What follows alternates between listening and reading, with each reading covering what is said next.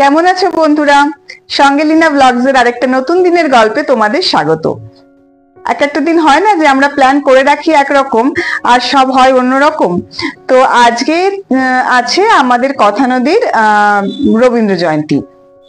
আর এমনিতে আমার স্কুলে এখন সামার ভ্যাকেশন চলছে, কিন্তু আজকে একটু স্কুলে যাওয়ারও দরকার ছিল।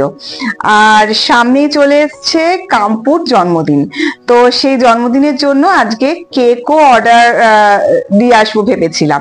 তো প্ল্যান ছিল যে স্কুলে যাব, স্কুল থেকে ফেরার পথে কাম্পুর জন্মদিনের জন্য কেকের অর্ডার দেব, আর বিকেল বেলা এই কথা নদীর অনুষ্ঠানে যাব। কিন্তু হঠাৎ গতকাল রাত্রে আমাদের চায়নাদি মানে কুম্ফুকে দেখাশোনার জন্য আমাকে যে হেল্প করে, চায়নাদি জানালো যে ও আজকে আসতে পারবে না। ও তো সকাল থেকেই একটু সব গোলমাল হয়ে গেল। এমনিতে খুব একটা অসুবিধা হয় না, কিন্তু বেরোনো থাকলে খুব অসুবিধা হয়ে যায়। তো যাই হোক, সবকিছু মোটামুটি তাড়াতাড়ি করে নিচ্ছিলাম। কিন্তু দুপুরবেলা হঠাৎ স্কুল থেকে এসে দেখলাম যে আমার ঘরের এসি রিমোট খুঁজে পাচ্ছি না।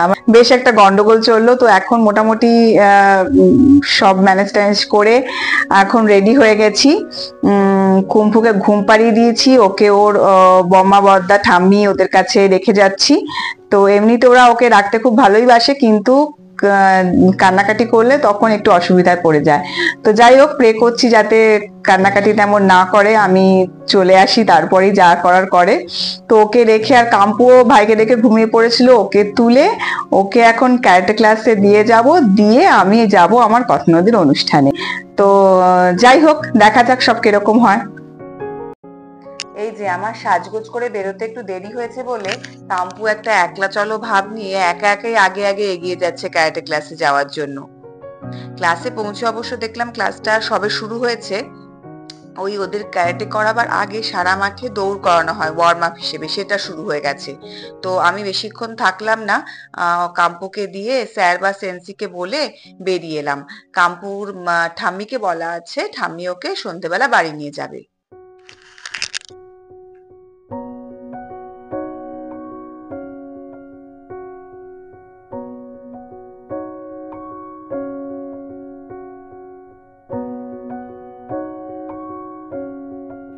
পূবের দিকে বনের কোলে বাদল বেলার আঁচল দোলে, ডালে ডালে উপচে ওঠে শিরীষ ফুলের ঢেউ। এরা যে পাঠ ফোলার দলে, পাঠশালা সব ছাড়তে বলে। আমি জানি এরা তো মা পণ্ডিত নয় কেউ। মনে সাধ পাখা মেলে উড়ে যাই, একেবারে দূরে যাই বাসাখানি ফেলে তার। সারাদিন ঝরঝর থরথর কাঁপে পাতা পত্তর, ওরে যেন ভাবেও মনে মনে আকাশেতে বেরিয়ে তারাদের এড়িয়ে যেন কোথা যাবেও। কিন্তু সেই বাইরের জগতে যখন কোনো ব্যাপারে একটুও কোনো মন খারাপ হয়, তখন কিন্তু সেই মায়ের কথাই আগে মনে পড়ে। তারপরে হাওয়া যেই থেমে যায়, পাতা কাঁপা থেমে যায়, ফেরে ওর মনটি। যেই ভাবে মা যে হয় মাটি তার, ভালো লাগে আর বার পৃথিবীর কোনটি।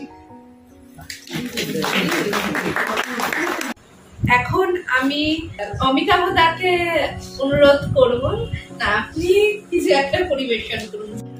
আমাদের এই গ্রামের নামটি খঞ্জনা, আমাদের এই নদীর নামটি অঞ্জনা। আমার নাম তো জানে গায়ের পাঁচজনে, আমাদের সেই তাহার নামটি রঞ্জনা। আমি তারে কালো তারে বলে গায়ে, মেঘলা দিনে দেখেছিলেন মাঠে কালো মেঘ কালো হরিণ চোখ, ঘোমটা মাথায় ছিল না তার মোটে, মুক্ত বেলি পিঠের পরে ওঠে। কালো সে যতই কালো হোক, দেখেছি তার কালো হরিণ চোখ। কৃষ্ণ কলি আমি তারে বলি, আমার চিত্তে তোমার সৃষ্টিখানি রচিয়া তুলিছে বিচিত্র এক বাণী। তারই সাথে প্রভু মিলিয়া তোমার প্রীতি জাগায় তুলিছে আমার সকল গীতি। আজ মেঘলা দিনের সকালে শুনতে পাচ্ছি সেই ভিতরের কথাটা কেবলই বন্ধ দরজার শিকল নাড়ছে। গান গেয়ে তরিবে কে আসে পারে, দেখে যেন মনে হয় চিনি হারে। সুমঙ্গল বুধের যেন মুখগুলো সব হারি, ছোট ছেলের সঙ্গে তাদের বিষম আড়াআড়ি। কিন্তু শনির রাতের শেষে যেমনি উঠি জেগে, রবিবারের মুখে দেখি হাসি আছে লেগে। দ্বিধা কেন? শোনা যায় তখন তাহার ভৃত্য বনমালী আইসক্রিম নিয়ে তার ঘরের সামনে দাঁড়িয়েছিল। বনমালীকে দেখতে পান এবং সঙ্গে সঙ্গে তার উদ্দেশ্যে গেয়ে ওঠেন, হে মাধবী, দ্বিধা কেন? আসলে আইসক্রিম গুরুদেবের খুব প্রিয় ছিল, তাই তিনি তার রসবোধ দিয়ে এভাবেই বনমালীকে আহ্বান জানিয়েছিলেন। বাড়ি ফিরে এসে দেখলাম কাম্পু কুম্পু দুজনে একসাথে খেলা করছে, দুজনে তেমন কোনো ঝামেলা করেনি, খুবই নিশ্চিন্ত হলাম দেখে। আর এমনিতেই এত সুন্দর একটা সন্ধ্যা কাটিয়ে মনটা খুব ভালো হয়েছিল। তো এই ছিল আমার শুরুর দিকে একটু ঝামেলা হলেও শেষ পর্যন্ত খুব সুন্দরভাবে কাটানো একটা দিন।